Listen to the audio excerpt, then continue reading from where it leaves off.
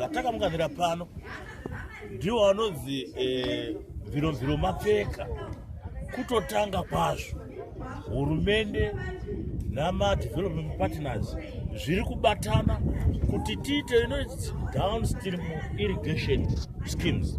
Saka hazvichamiri pano izvo, zviri kuenderera mberi nokuda kwedhamu irori ramunoona rekutokwe-Mukosi.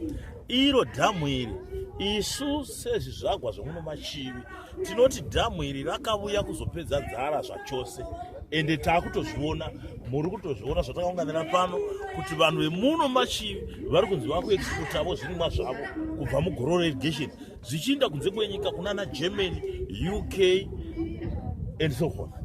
Saka program yeirrigation ndiyo yatinoti isusu game changer muno Machivi. Maizikamwa nokushayikwa kwemvura, asi nokuda kwetokwe-Mukosi tati nokuda kweirrigation dzaakutangwa nehurumende nema-development partners tichaona zhara ichitama zvachose muno Machivi.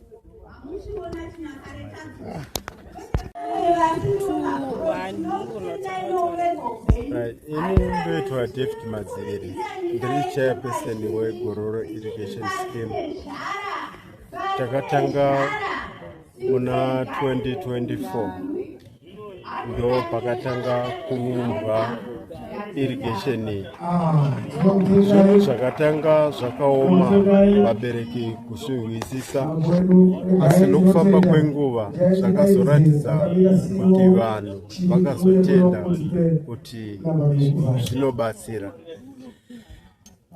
Pane ma-households anosvika 25, then ma-beneficiary anoita 72. Madzimai pane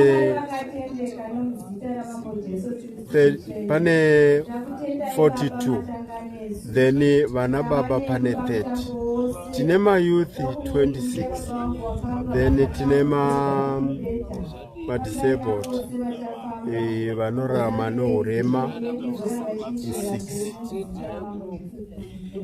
Chinhu ichi takaitirwa chinhu chakanaka ne-UNDP yakabatana nehurumende yeZimbabwe inotungamirirwa nababa Mnangagwa. Chinhu chavakatiitira ichi chinhu chakatikoshera mukati muupenyu hwedu. Takanga tisingafungi kuti chinhu chakadai chingaitikawo kwatiri kudunhu rokwaChivi. Saka isu tese iko zvino zvakatibatsira. Gore rekutanga ratakarima muna 2025 January takarima 7 hectares zechibage zikatipa 28 tani.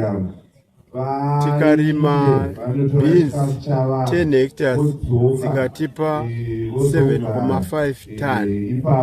Tikarima wheat ikatipa 10 hectares ikatipa 28 tani. Tikarima chili 3 hectares ikatipa 0.6 tani. Saka zvinhu izvi zvakatibatsira. Tikarima green mill, all the project management cycle, right from preparation to design to implementation to monitoring and evaluation, as well as up till the commissioning. This is one of the roles we have really played across all countries. But one thing that is really very unique is that UNDP also provided financial support in terms of making sure some of the things that were not covered by the original project is fully covered. And also because of the efficiency that UNDP has introduced in the management of this program, we have some kind of savings which we are now using to upgrade some of the initiatives we have put in place. And also, we serve as the bridge builder. We serve as the bridge between the community and the government, and also the bridge between the British government as well as the government of Zimbabwe. We've provided that opportunity to the extent that United Nations Development Program being the premier development arm of the United Nations system globally, what we do is not just to construct projects like this, but to build in what they call institutional capacity building. We have facilitated the meeting of all the various departments of government, even within one ministry, to meet on this project. We have facilitated the meetings of multiple ministries, multiple partners, multiple stakeholders to come together to be able to achieve the full potential of this particular project. For instance, if I tell you that we have been able to bring together the province with the Ministry of Agriculture as well as Ministry of Environment together on this particular project. That's why you saw the permanent secretaries from all of them being here today. So that's one of the roles we've been able to play. The second role relates to building the capacity of the communities. We have trained them not only in leveraging the capacity of the communities from turning to farming as a way of life to farming as a business enterprise. We want them to make profit so that they'll be able to sustain this particular place. That's one of the capacities we have done, training about 292 of them in business enterprise development. For instance, in terms of financial literacy, that's one of the things we've introduced all of them to. Because at times, if you don't know that, you don't know the time you are dipping into your capital. And that's a thing we have really trained all of them. Also, we have also introduced a new set of livelihood skills to many of the youth in the system. And that's an area where we think it's really very important for us to really drive at. Also, one of the instruments of engagement UNDP does is the inclusiveness of the project. You then realize that it's not only meant for men. We have brought in women, we have brought in youth, and we have brought in people with disability. So that kind of inclusion, which you really find in many of the projects other organizations put in place, is one of the things we put here. And also because we are thinking about sustainability of the project, we thought over-reliance of government is one of the challenges we have seen in most of the projects being implemented across the world. And that's why we have introduced the private sector to come in. And we have worked with a number of them. The Whitney Paprika is one of the institutions we worked in to create what they call facilitate market link. We do not want the farmers to be limited by the market in Zimbabwe. We want their constituency to be the whole continent and to be the whole world. So they have facilitated the linkage. That's why we are able to export paprika to Chile, to countries like Germany, South Africa, and Spain. We are discussing some other initiative along this line to really expand it. And also to beef up the value chain development process. We have partnered with Montes Zimbabwe. You can see EI Trust that came as part of the commissioning. One of the things we do is that how do we add value to Michigan pea? And that's the one you see. That's why most of you, when you get back to Harare or Bulawayo, or even when you go to Mashingo's departmental store, when you see the green pea, it could be from this particular farm because they've started. You saw the one they displayed today, so those are the kind of things we're trying to do. So, colleagues, thanks for the opportunity. Dr. Engineer Bezo Chitsungo, Director responsible for irrigation development in the Ministry of Lands, Agriculture, Fisheries, Water and Rural Development. Welcome to Gororo Irrigation Scheme, Phase 1, which has just been commissioned by the Honorable Minister for Provincial Affairs and Devolution, Honorable Engineer Chadzamira. Gororo Irrigation Scheme, Phase 1, is a 50-hectare block of irrigation development that has just been commissioned. The scheme consists of about 72 beneficiaries, 30 of them being men and 42 being women. There are about 2 or 3 people living with disabilities who are also part of the beneficiaries of Gororo Irrigation Scheme.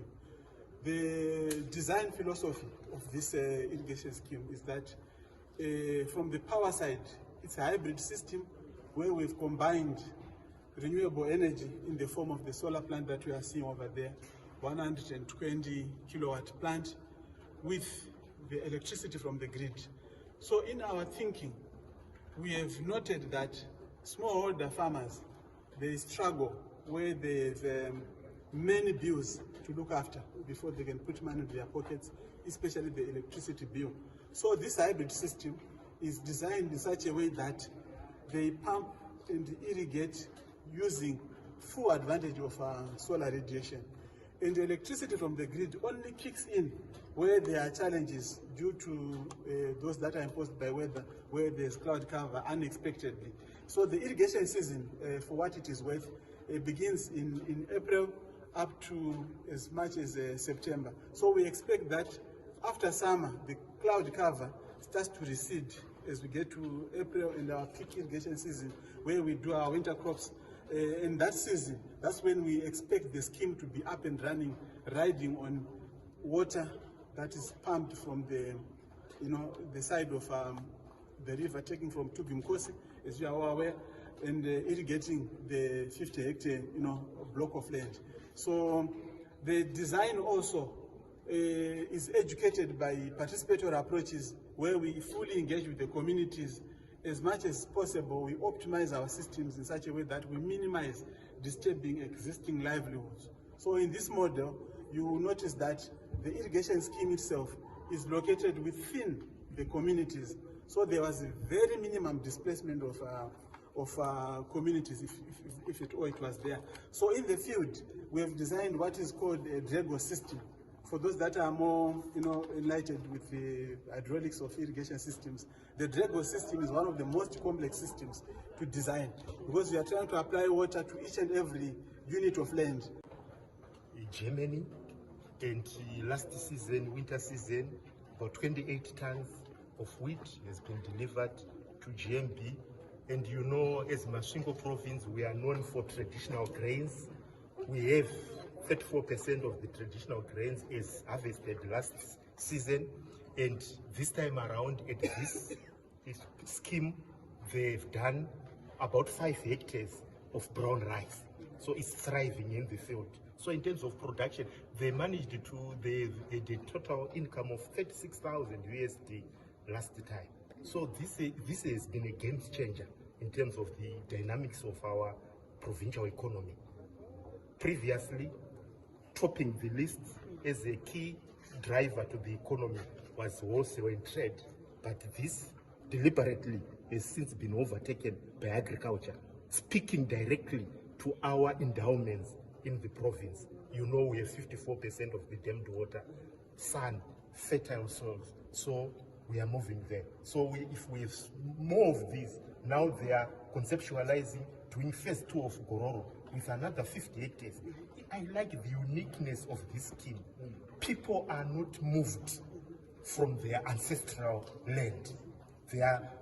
It's so delicately made in that they are accommodated, they are beneficiaries, they are accommodated within their land, and they produce anything from the Tugwi-Mukosi. Ordinarily, it has been feeding the sugar plantations. Now we are seeing people along the way down to the eastern low veld, people benefiting, ordinary villagers. And this is speaking directly to the major objective of Vision 2030, that it has to benefit the ordinary citizen of the country.